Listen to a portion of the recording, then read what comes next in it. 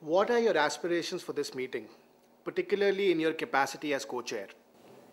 Well, rethinking Africa's growth strategy is the theme of this edition of the World Economic Forum on Africa. We actually have participants from diverse backgrounds. My single most important aspiration is that how each one of us can bring our own share of efforts to take Africa to another trajectory of sustainable growth and equality. What role do you see Africa playing in the global economy as we emerge from the economic crisis? Well, Africa's 1 billion population actually has to turn into an asset. Africa is a continent full of optimism. For an equitable world, Africa's success is a must. It is in our collective wisdom of world community to make Africa succeed. I see Africa becoming the most promising and exciting destination in the new global order.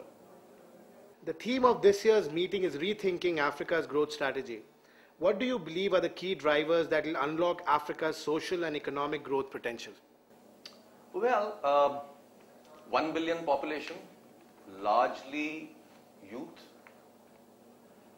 growth of Africa 2 and 3, entrepreneurship, trade rather than aid, education and capacity building, and harnessing the power of information technology, creating infrastructure like roads, ports, connectivity, both fiber and physical.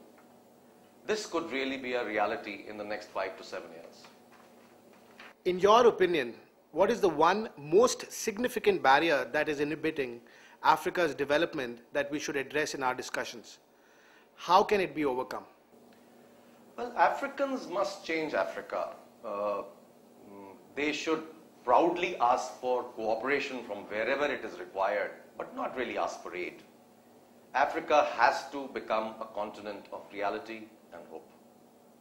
Based on HCL's experience in India, how can IT and knowledge industries be a powerful catalyst for economic growth and social change in Africa? Well, the 21st century is really a knowledge century.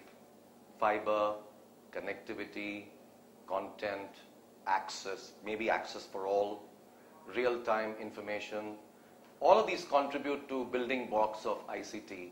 Today's world is a flat world. Countries that would succeed in today's world will succeed not because of their might, but because of their knowledge.